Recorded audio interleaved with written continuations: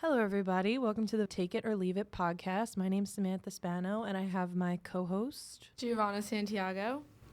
Our podcast is rooted in being confident in your own opinions, having a healthy debate about pretty low-risk topics regarding pop culture, music, influencers, social media, all topics like that. Yes, I feel like today there's such a stigma and issue with people saying like how they feel about certain things and saying what they want to say because they're scared of like what people think, and they'll like lose friendships from it or like connections with family members. But like Sam said, you should be confident in your opinions, and I feel like everything else will just follow along. Like I would never lose a friend over like disagreeing on something if that's like my best friend. So you just have to be confident in what you're saying and your opinions, because your opinions matter and you feel the way you do for a certain reason. These are very low risk topics we're going to be touching on. So yeah.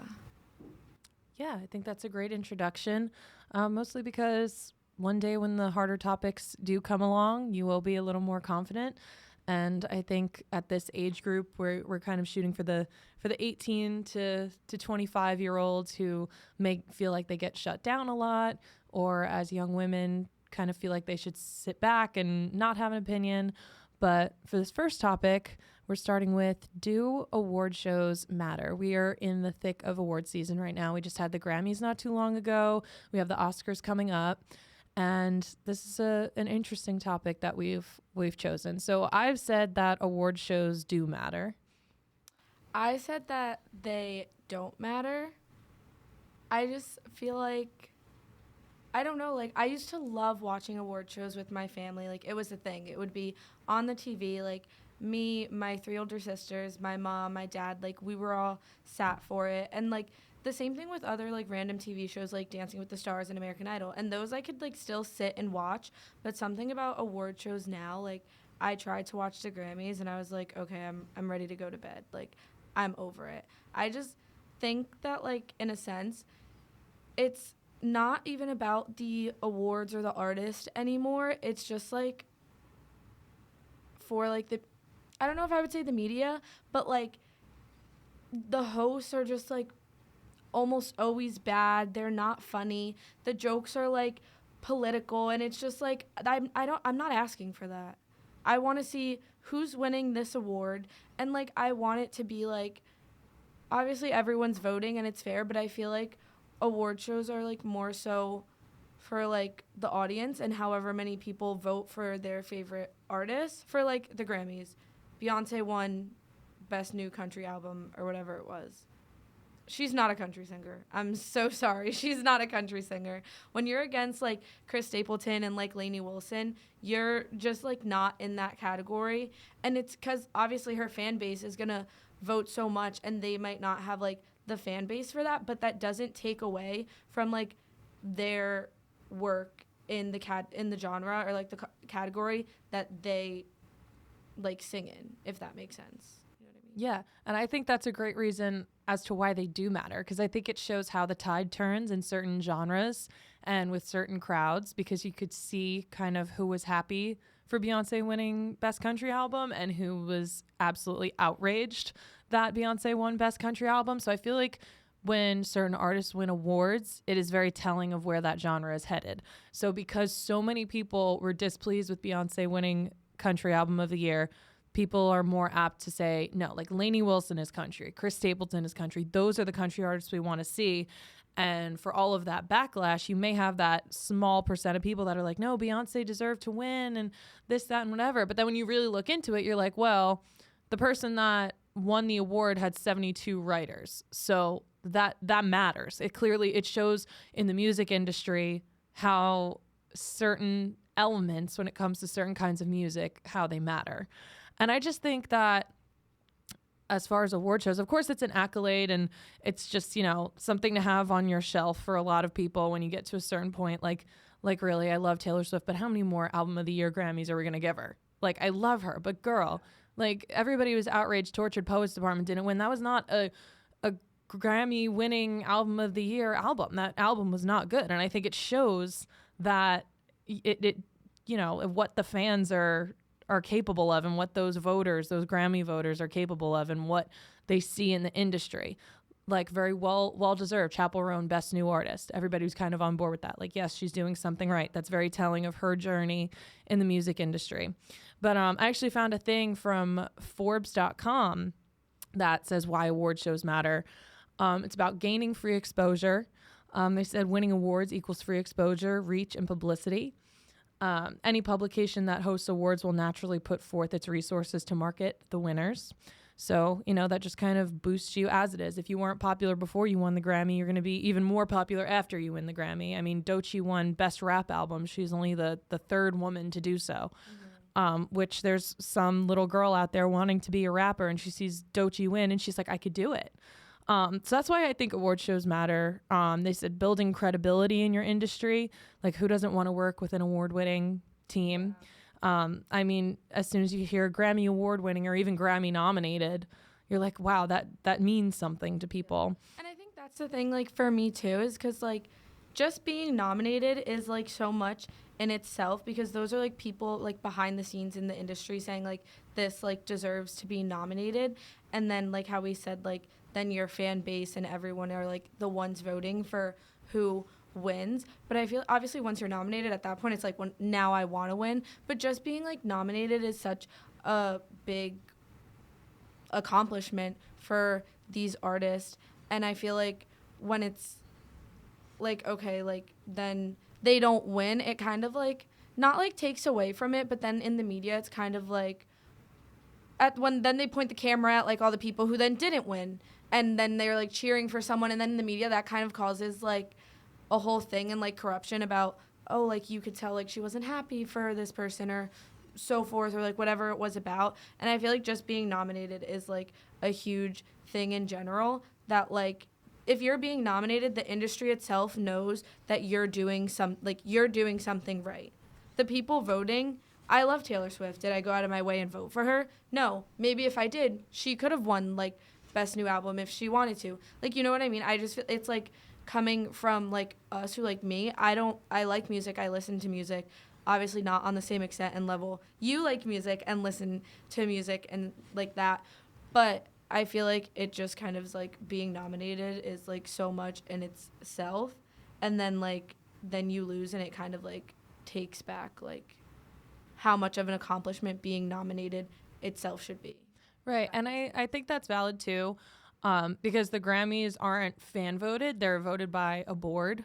So a lot of people say, like, oh, Grammys are paid off and this, that, or whatever. But the Grammy voters are 3,000 people who work in the industry and see what's happening behind the scenes that the fans don't see every single day. Things like the iHeartRadio Music Awards, they're voted by fans because if 1 million fans went to the Eras Tour by Taylor Swift, 1 million fans are going to vote for her to win Best Tour or something like that. I think it also matters, like, this topic on, like, what award shows, like, it is, because, like, I can, like, sit and try to, like, watch the Grammys, even though, like, I didn't finish it this year, but don't put on the Oscars for me. I'm good. Like, I don't want to watch it. I feel like half the time I see the Oscars, I watch the Oscars, a lot of it is stuff that I'm like, literally, when did this, like, short film come out? Like, what is this movie? Like, I'm so confused by what's going on. And I feel like with, like, media and, like, streaming services and all that kind of stuff, like, people aren't watching award shows in general as, like, they used to.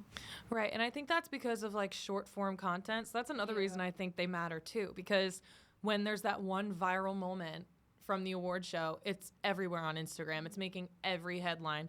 I mean, one specific one, I mean, the Oscars, the Ellen selfie. Remember that back in the day where... When I was looking, I actually saw the Chris Rock and Will Smith one where he slapped him. Right, so there's that one viral moment that then, like, if it's somebody who's not well known and a viral moment happens with them, I mean, like, before that moment happened with Chris Rock and Will Smith, how much did you really hear about them? They weren't really in too many popular movies the last few years.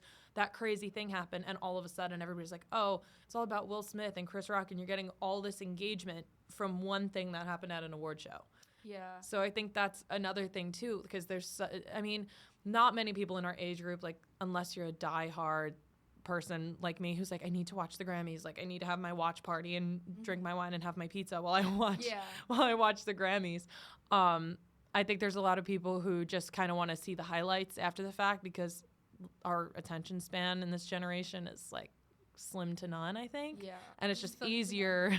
It's easier to scroll through Instagram or TikTok and just see the quick little clips of the viral moments. So I think that's another thing that also brings attention to these shows after they're even aired. Yeah, I saw, I was reading about it, and I actually found something from Strike Magazine, and it was in 2019. They, like, a award show cut back on, like, best cinematic movie, best edited movie, best live action short film, and, like, all that kind of stuff because they're aware, like, people aren't watching it how they used to, and they're not getting as many viewers and as much attention. And this was in 2019, like, they cut back on all that stuff, and I still feel like it's, like, going into a decline, and it's just declining more and more and more because of, like we said, like, there's just no attention span for it.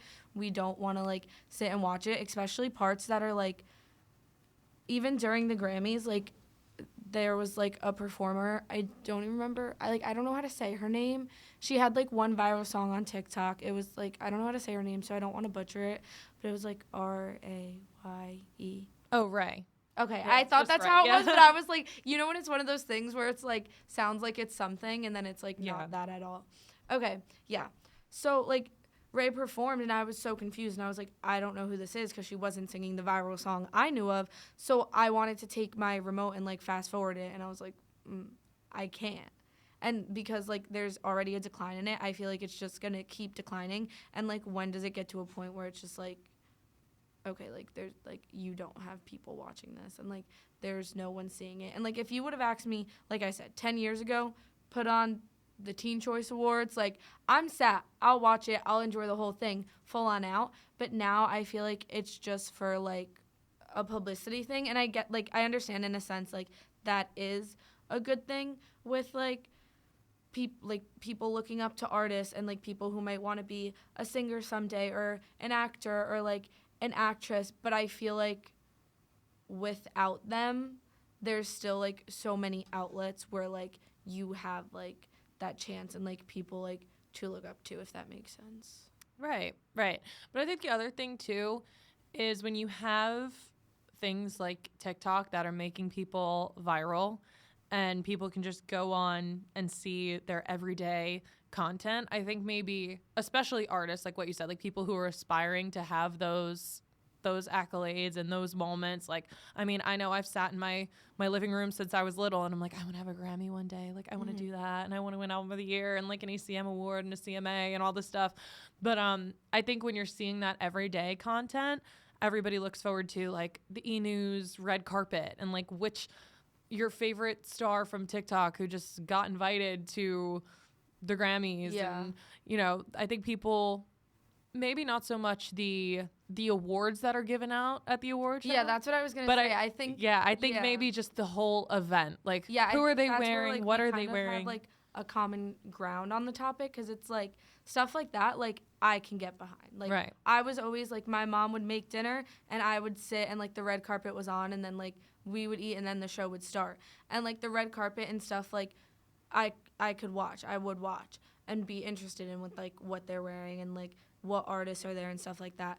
But I feel like that, like, that's where there's, like, the fine line and it separates and it's like, okay, well, does the awards and the actual show itself matter to the audience or does just, like, who's there and what are they wearing and, like, who are they with? Because celebrities do, like, they, like, pull up with a boyfriend and a girlfriend that you never knew they had Right. and stuff like that. So is it, like, does the award show actually matter itself or does, like, just, like, other things about it matter, if that makes sense? Right. So we've talked about kind of the impact of the audience, but do you think award shows matter to the industry as far as labels and selling tickets and releasing music and streaming numbers? Like, do you think those awards affect, I'm not even just talking about music, but I'm talking about like movie sales and like people buying tickets to movies. Do you think that award shows matter in regard to producing more? I mean, I feel like we kind of said before, if you have that, like, Grammy nominated or, like, you won an Oscar for like producing a movie or whatever it is, obviously that's going to give you more of like a higher up than someone maybe hasn't. It's the same thing with like a resume. If you have your master's and I have my bachelor's, like, and we're neck and neck for the job, like you have that higher up on me. The industry, yes, basically is what I'm trying to say. The industry, yes, but in the aspect of like the audience, like if someone says a movie's bad, if I still want to really see that movie, I don't care about someone else's opinion. I need to know for myself. And if it's terrible, I'll admit it after, but I need to like see it for myself, if that makes sense. Right, yeah. But in like in industry and like money making way, like for the industry itself, I think obviously like that would make a difference and like impact producers. Yeah, I can definitely agree with that. I think we kind of have the same idea on how awards impact the industry.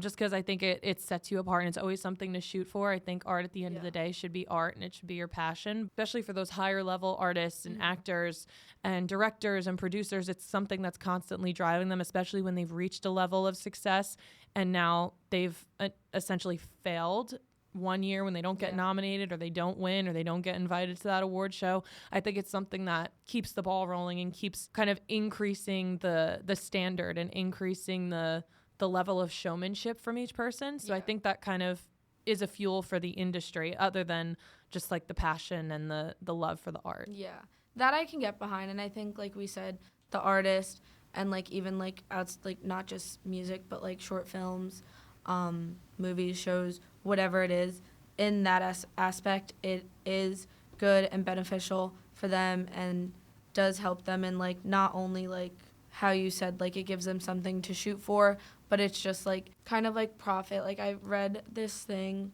on the SJSU news site and it says that like they had the best global music performance and that was an award, but then they also had the best global music album and they were all like the same nominees.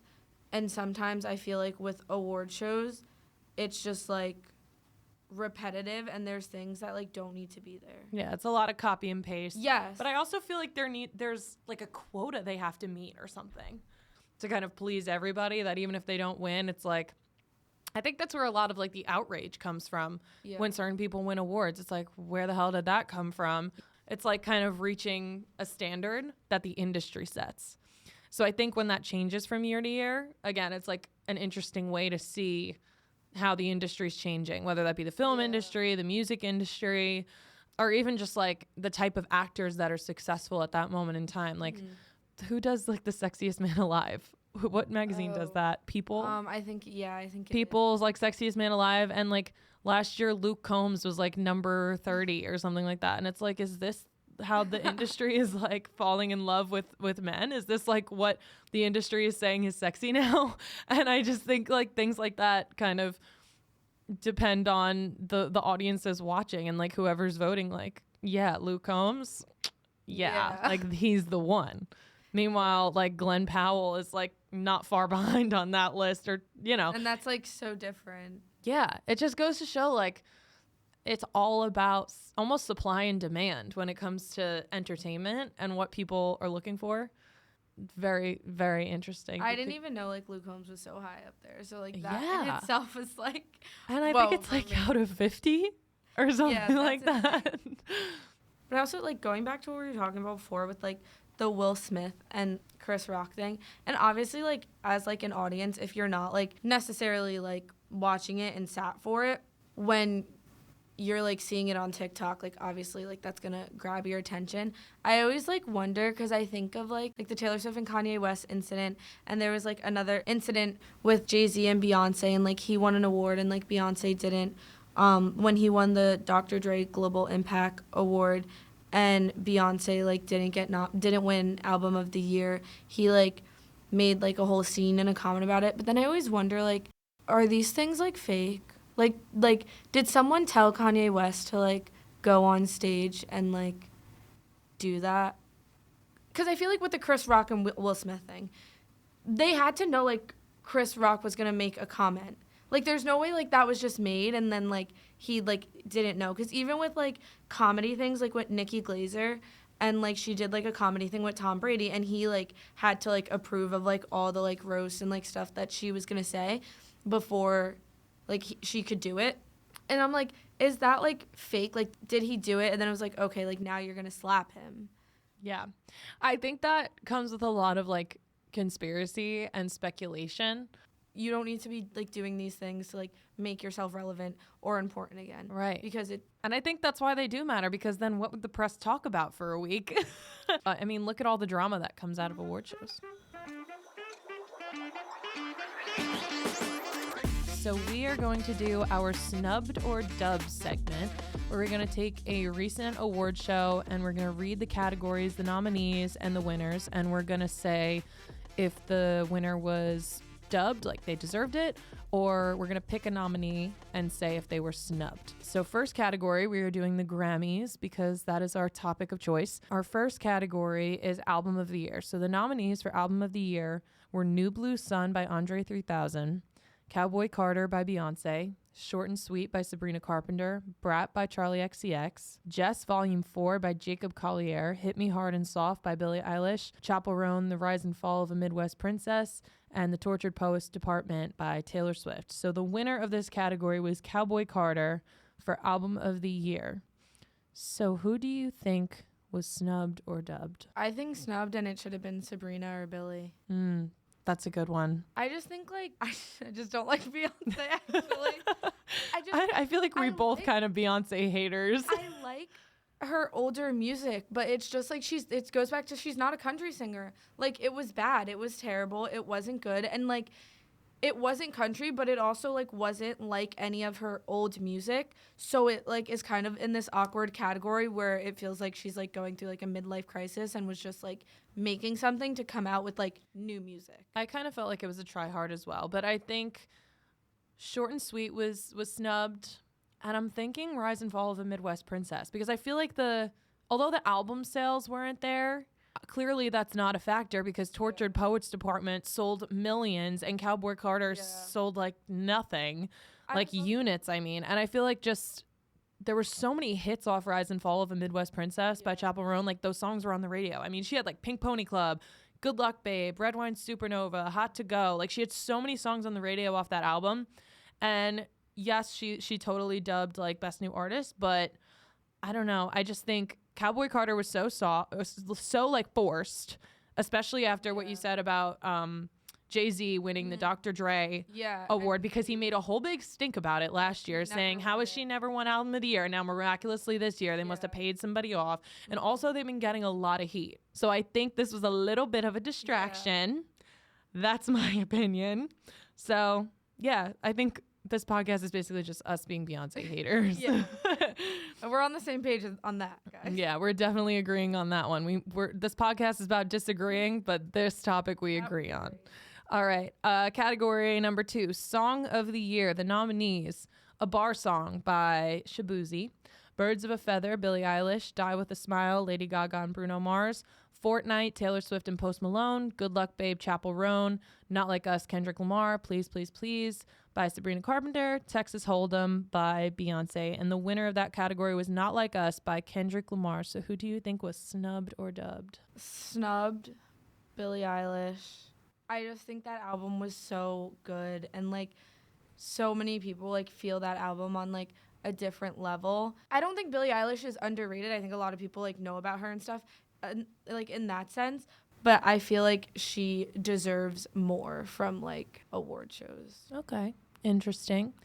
I think Bar Song by Shabuzi was snubbed because that song was all over country radio, pop radio. It spent like 20 weeks at number 1 on the Billboard Hot 100. It did ridiculous in numbers, and for that to not win Song of the Year over Not Like Us by Kendrick Lamar that was popular on TikTok for like a hot minute and became popular again after the Super Bowl, which was after the Grammys. One of those things, exactly. He won, how convenient, him and the whole Drake thing. Mm-hmm. And then we had already known he was going to be the Super Bowl halftime performer and then perform that song. And then it was like a whole thing, him being like, say Drake. Funny how these are all happening. Yeah, it's all kind of intertwined. Okay, our third category, our final category, was Best New Artist. The nominees were Benson Boone, Sabrina Carpenter, Doechii, Ray, Chappell Roan, Shaboozey, and Teddy Swims. The winner was Chappell Roan, snubbed or dubbed. I'm going to say dubbed, but I love Benson Boone so much. I'm in love with that man. Wait, what song was it for Benson Boone? It was just Best New Artist, so it was the artist. I'm in love with that man. I think Best New Artist was dubbed. I was so happy for Chappell Roan. I thought just her story, kind of overcoming so much. I mean, she was signed to a record label when she was 17, dropped, moved back home, was broke, was babysitting and still trying to make music at the same time. She was doing demos for Olivia Rodrigo, was doing backing vocals for Olivia Rodrigo. Nobody would like give her a chance. And then the producer, Dan Nigro, he took a chance on her and said, let's produce this song that you wrote. I love her story and I think she's overcome a lot. So I think Best New Artist was definitely well deserved for her. So I think that concludes our snubbed or dubbed segment. Thank you for tuning in to the first episode of the Take It or Leave It podcast. We're your hosts, Giovanna and Samantha. And tune in next week to hear us talk about whether we think influencers should or shouldn't be making as much as they do.